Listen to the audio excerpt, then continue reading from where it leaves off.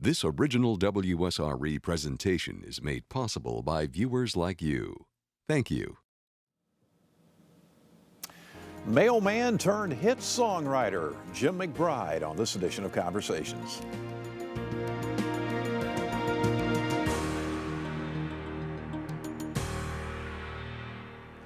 Jim McBride is one of the big guys on Nashville's Music Row. His songwriting resume boasts a Grammy nomination and a Country Music Association Song of the Year award. In the late 1970s and most of 1980, McBride delivered the mail in Huntsville, Alabama. The following 30-some-odd years, he would deliver hit songs with 6 number ones, 10 top 10s, and 18 top 40 hits. McBride's songs have been country gold for artists like Alan Jackson, Johnny Lee, Conway Twitty, and Waylon Jennings. The titles include Chasing That Neon Rainbow, Chattahoochee, Rose in Paradise, and Bet Your Heart on Me. We are glad to have Jim McBride on this edition of Conversations. Thank you for joining us. Oh, I'm happy to be here, Russ. How did you go from carrying the mail in Huntsville, Alabama to Nashville's Music Row? I didn't know I was cursed when I was younger, but apparently I was. I don't know. I carried mail for 14 and a half years, but to back up a little bit, I wrote my first song when I was 12 years old. I wrote the next one when I was 19, and then I just kept getting these songs in my head, and I couldn't even play a guitar or a piano. I would go out to a fire hall and sing them to this guy who was a really good guitar player, and carry my tape recorder out there. And so I would sing the songs to him, he would play them, and that's what I took to Nashville. And through the years, I would stop for maybe 6 months, and then it would, I'd start back again. And finally just decided I had to find out if I could do it or not. And so then I got serious about it. Take me back when you were a child. How did you first kind of discover I can do this? Well, I grew up in the Church of Christ, so there was no musical. I always say the Pentecostals got to jump on us on that deal, But grew up singing in church. My mother's family was they loved to sing, and a couple of them played instruments. And I don't know, I loved baseball, and I thought I was going to be a baseball player. That didn't work out. Yeah. But I liked poetry, and I kind of kept that to myself. The boys on the playground, they don't hear that. Right. So I kind of kept that writing thing. And the only thing that ever interested me in school, I liked American history, but in my senior year, we had creative writing. And for the first time in my educational career, the teacher was holding my paper up in front of the class. And it's like, it's just, I think it's always there. Yeah. So something you were just kind of born with. Oh, I think songwriters are born. Yeah. I do. I mean, you obviously have to develop that talent, just like a lot of other things. Right. But yes, I think about every, 2001 or something, God goes, okay, you. When you went to Nashville, or I guess prior to going to Nashville, what'd you do to set the stage? Okay. I made a lot of trips. Luckily, I was only 100 miles away in Huntsville, Alabama, so I could go up in the morning and come back. Later on, when I was married and had kids, I would get a hotel room in Franklin, just south of town, and they would stay there and swim and whatever, and I would go into town. My last year at the post office, I had 20 days annual leave. I spent 18 of it in Nashville. And I guess it's okay to say this now, but after 14 years at the post office, when I left, I had 3 days sick leave. It was a great job. I was very blessed to have it, but I was miserable. It's not what I wanted to do. First of all, it started way too early. Yeah. 6 o'clock in the morning. It's not. What was the first song you had some success with in Nashville? Had a few things. The first success I had was the Hagers, who used to be on Hee-Haw, the Hager Twins. Hager Twins. Yeah. Cut an album, and I had half of the songs on the album, and didn't make much money, but for about a year and a half, almost every Saturday night, they were doing a song of mine on Hee-Haw. Yeah. And my heart just would nearly jump out of my chest. I just couldn't believe it. But while I was still carrying mail, I wrote a song with Roger Morrow and called A Bridge That Just Won't Burn, and Conway Twitty cut it. And I made up my mind if that song was a single, I knew it would do well. It was Conway. Right, right. That I was going to quit the post office. And so he singled it, and I did. I quit the day after Christmas and moved my family to Nashville. To Nashville. Yep. Yeah. And once you got there, what was it like? Would you? Oh, I just couldn't believe it. I mean, they're paying me to write songs. Are you kidding? My last year at the post office, by working 6 days a week, 10 hours a day, I made pretty good money. Right. I went to Nashville for a guarantee of $18,000. That was 2/3 of what I made the year before. Now this was 1981. Right. So all I had was 1 year guaranteed. I had to make something happen that first year. I didn't know what I was going to do, but you know what? I didn't care. Yeah. I knew finally at 33, almost 34, I had a chance to do what I had dreamed of doing, and so I didn't even think twice. Yeah. I knew I'd always worked, and if that didn't work out, I wouldn't go back to Alabama, but I'd find a job and support my family. I read somewhere a quote of yours that said something to the effect that you were excited about being scared. Oh yeah. When I used to take songs up there, I smoked back then. It was 100 miles up there and 100 miles back, and I would smoke like 4 packs of cigarettes. I was so nervous. It was like Never Land to me to go there and knowing that all of the music that I loved, I love rock and roll too, but all of the country music I love was made on those 3 or 4 streets right there. Yeah. And it was Never Land to me. And I was so nervous to go talk to anybody. Yeah. And I think about that now sometimes when I'm driving in. I remember driving up that same road, Franklin Road, and I remember how scared I was when I first started taking songs to Nashville. You got a hit fairly early on with Johnny Lee. Yeah, actually I wrote that song while I was still carrying mail, and I did a demo session, that's where you take the songs and you dress them up, and you use the same players they use on the records. They just don't spend as much time with them. You do 5 or 6 songs in 3 hours. Right. The musicians are incredible. So I did this. My publisher was trying to, the guy that wanted to be my publisher was trying to get ASCAP or BMI to agree to pay my advance. So I did this 6-song demo, and ASCAP heard it and gave me a year, and I forgot the question. The Johnny Lee song, Bet Your Heart Oh, on Me. okay. Yeah. Well, you have to remember, songwriters, we set the stage, and it's like, okay, this happens to me and my friends. It's like, okay, what was the question? We have to do the first verse, or second, and then it gets to the. I wrote that song. I didn't start writing till about 10 o'clock at night, and wife and kids go to bed. I'd get in a dark living room, light a candle, and get my guitar and my notepad and start writing. And I wrote that song before I moved to Nashville. Right after I moved to Nashville, I think Charlie Monk, who's been on Music Row many years, he's from South Alabama. Charlie pitched that song, and Johnny Lee cut it like in April, and it went #1 in October or November, which bought me 2 more years. Can you do a little bit of it for us? Yep.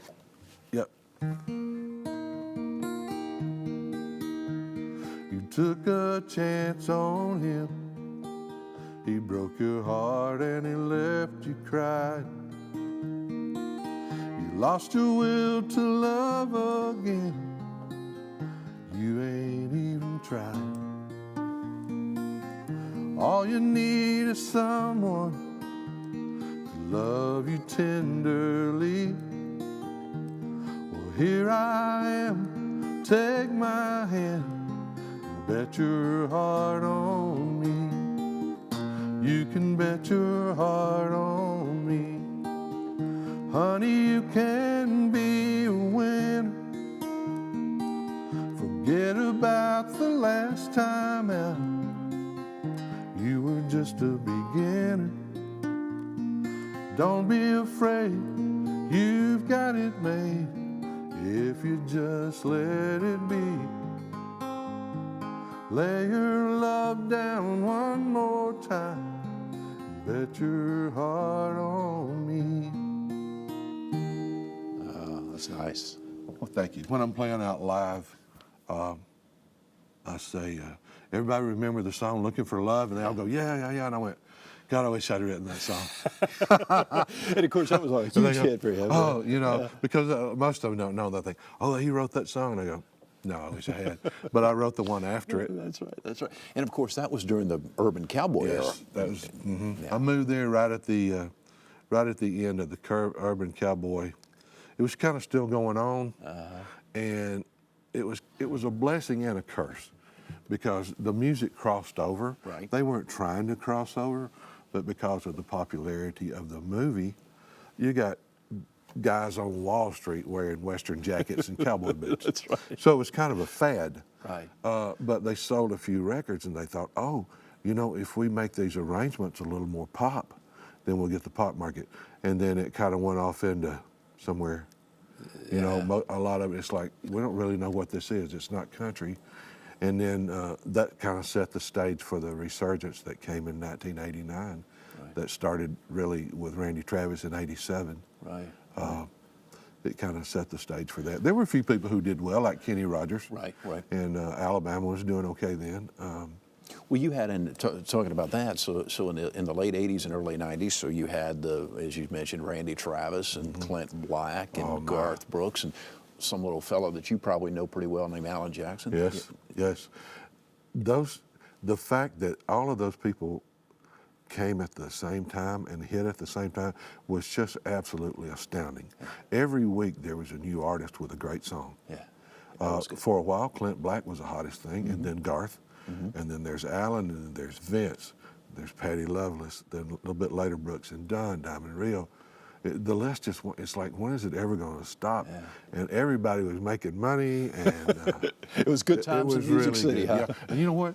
Because they didn't chase that pop market, and it was just the artist and the songs.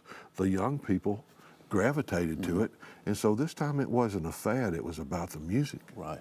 There's some really good stuff. And speaking of good stuff, they would go in to buy a Garth Brooks album and pick up an Alan Jackson or Patty Loveless or somebody. You know. And you and Alan Jackson got together, written quite a few songs. Chattahoochee, for example. Yep. I met Alan a year and a half before he got his record deal. He'd been in town a while, and he called me and wanted to know if I'd write with him, and I said sure. Didn't have anything better to do. I was getting cuts, but it wasn't real country on the radio, so I wasn't doing that well. Right, right. Still had a writing deal. Years later, he said, we were at an award show, and he said, I called you, and I said, why would I call you, Alan? I didn't know who you were. You know, he had heard some of the stuff. He knew I was country. Right. And the first time we sat down, I found out two things. I found out he could sing, and I found out he could write. And so we were kind of coming from the same place. He's from Georgia, I'm from Alabama. Not a whole lot of difference there. Yeah. And so we hit it off. We loved the same singers. And we just started working together, and thank God for that. You know, my career was 10 times stronger because of Alan Jackson. What was the first song you wrote together?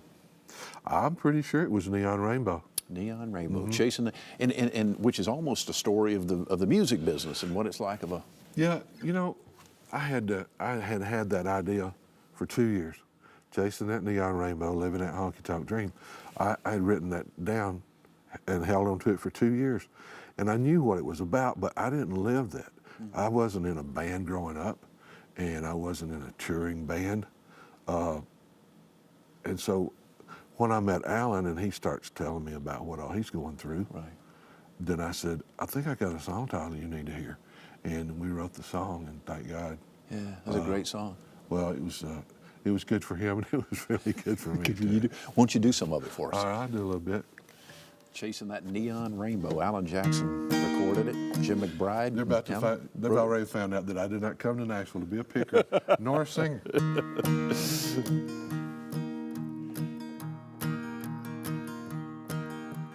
Daddy won a radio, tuned it to a country show.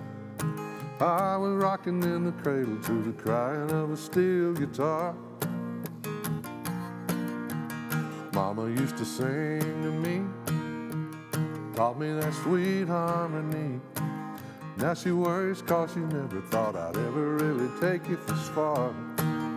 Singing in the bars and chasing that neon rainbow, living that honky-tonk dream. All I've ever wanted is to pick this guitar and sing.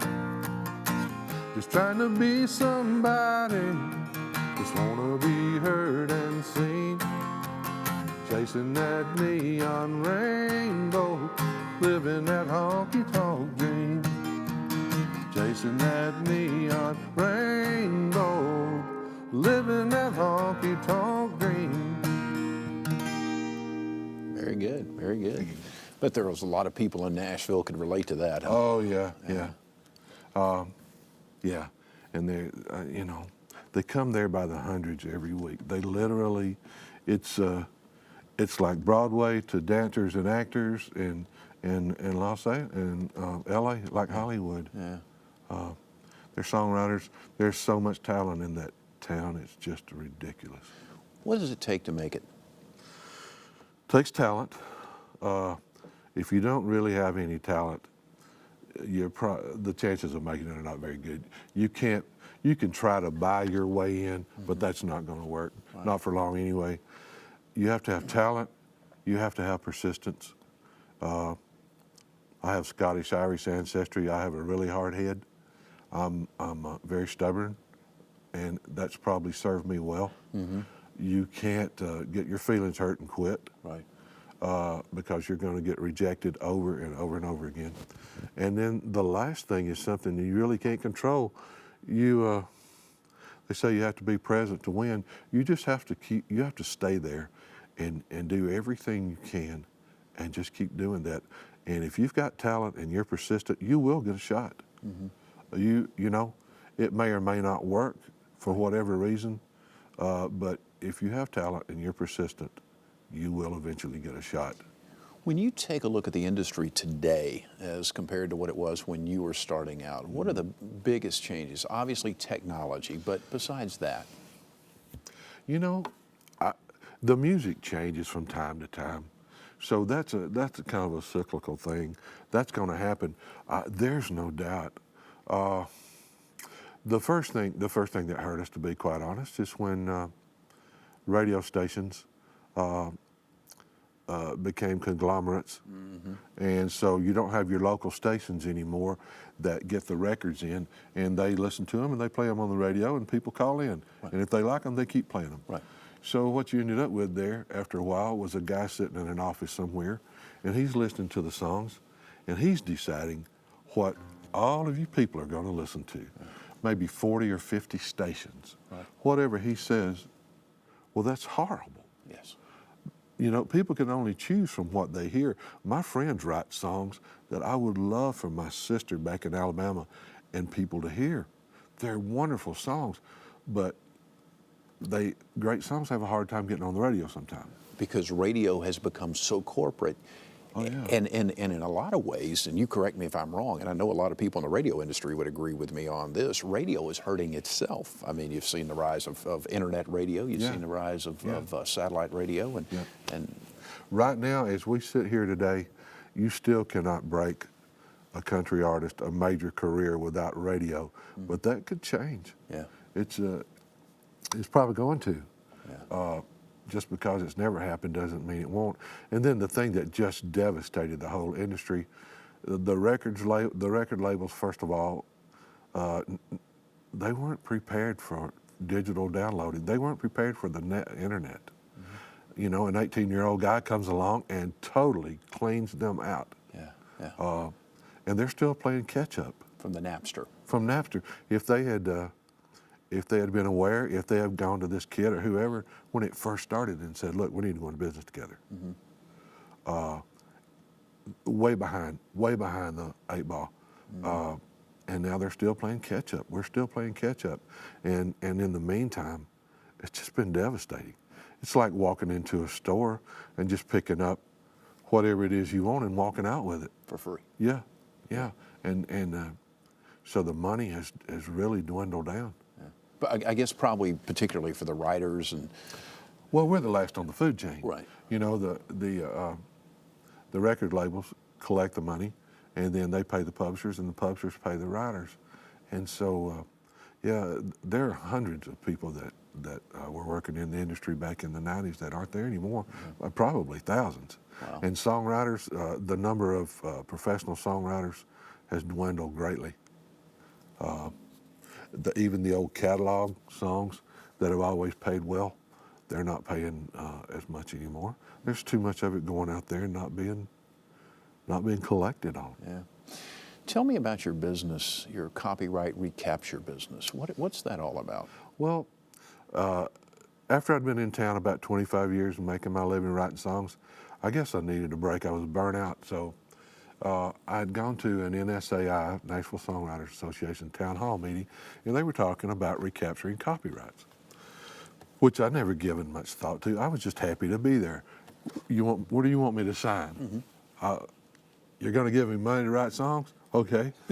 Well, and then I would write these songs, and as I turned the songs in, I would do an individual assignment, assigning the publishing, which was vested in me, but I am now assigning it to a publisher because they're giving me money to live on.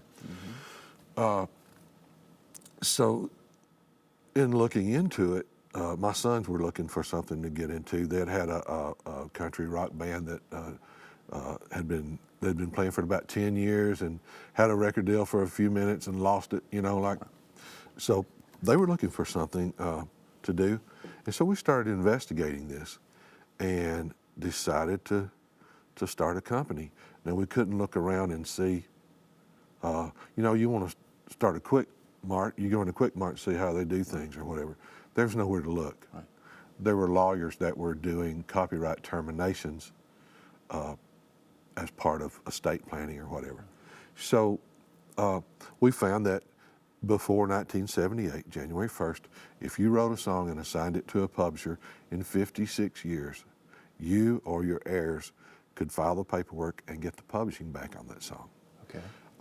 January 1st, 1978, 35 years. So hit songs that were written in 1978, if the paperwork was done at least 2 years ago, next year they get those songs back. Which means if you get the song back, generally, if it's a straight publishing deal, the writer makes 50%, the publisher makes 50%. So if you get the publishing back, the next time that song gets cut or repackaged, you get all the money. 100%. And the reason the copyright law was changed after, 70 years, you don't know what a song's worth when you first write it. True. We certainly didn't know Chattahoochee was going to be what it was or whatever. So it gave writers a second chance. It's like, this song turned out to be a standard, and you didn't get any of the publishing on it, right. And you created that. So it's a chance for the writer or the heirs to go back and recapture that publishing. And once they do that, they can leave it there. There are multiple options they have when they do that, but we've got clients that are Grammy, Oscar, Emmy. We've got Rock and Roll Hall of Fame clients. We've got Country Music Hall of Fame clients. You mentioned Chattahoochee a minute ago. We're getting short on time, three or 4 minutes left here. How did you and Alan Jackson come up with this Chattahoochee? And then I want you to do it for us. I used to, I'd been riding with Alan, and then once he hit, he's on the road. And so now he doesn't have time to write when he's in town. I have to get on the bus. And I will say that my very first bus trip with him, the first stop was Tallahassee. The second was Pensacola. We stayed at the motel right before you go across the Long Bridge. In Gulf Breeze, right on the left in Gulf Breeze, yes. Yep. That was our second stop. And then we went from there to Thibodaux, Louisiana. Before that trip, I had 2 notebooks. I had one where I kept regular ideas, one where I kept ideas for Alan. And I was familiar with the Chattahoochee River and Sidley Lanier, the poem, and all of that. And I was just sitting at the house one morning, and I started playing this melody, and I got the first 2 lines, And I thought, I think Alan will like this. I looked at the map to make sure Noonan, Georgia was close to Chattahoochee, and it was. And so I just put it aside, and when I went out on the bus, I showed it to him, and I played him the first couple of lines, and we wrote the song, and he recorded it when he got back off the road trip, like the next week. Wow. And it changed. It's the biggest song he'll ever have. It's the biggest song I'll ever have. Yeah. It was a Country Music Association Song of the Year, correct? Mm-hmm. Yeah. ASCAP Song of the Year. Yeah, wow. Didn't get the Grammy. They gave our Grammy to somebody else, but I'm over it. Let me close out here just a second, and then I will get you just to play Chattahoochee and take us out to break. Thanks. Jim McBride, he's written some of the biggest songs in the country music business. We appreciate him spending some time with us, and he's going to close out in just a moment with Chattahoochee. By the way, you can see some more of our conversations online at WSRE.org/conversations. I'm Jeff Weeks. I thank you so very much for watching the broadcast. I hope you enjoyed it. Take great care of yourself. We'll see you soon, and let's turn it over to Jim McBride with Chattahoochee. Thanks, Jeff. Thank you.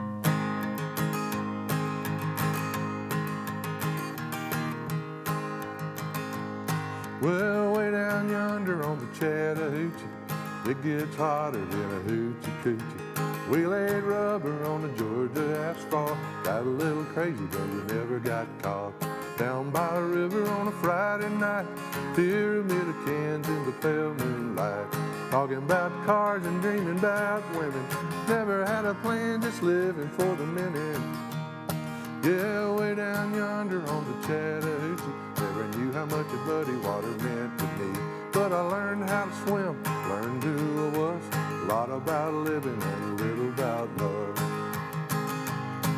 We fogged up the windows in my old Chevy. I was willing, but she wasn't ready. So I settled for a burger, a grape snow cone. Dropped her off early, but I didn't go home. Down by the river on a Friday night, pyramid of cans in the pale moonlight, talking about cars and dreaming about women. Never had a plan, just living for the minute. Yeah, way down yonder on the Chattahoochee, never knew how much the muddy water meant to me. But I learned how to swim, learned who I was, a lot about living and a little about love. A lot about living and a little about love. Jim McBride with the CMA's Song of the Year, Chattahoochee, on this edition of Conversations. Thank you, my friend. Thank you so much. Best of luck to you. Thanks, man. Take care. Enjoy it.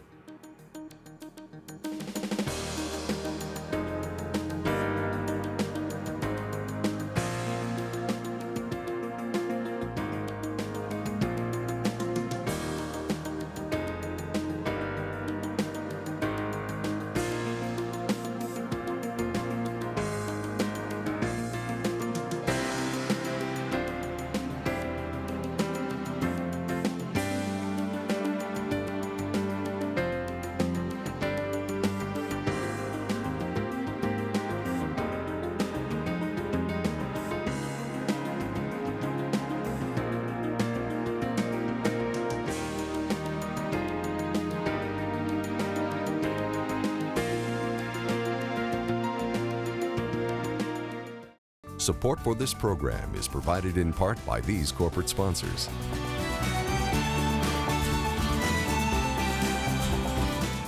And by viewers like you.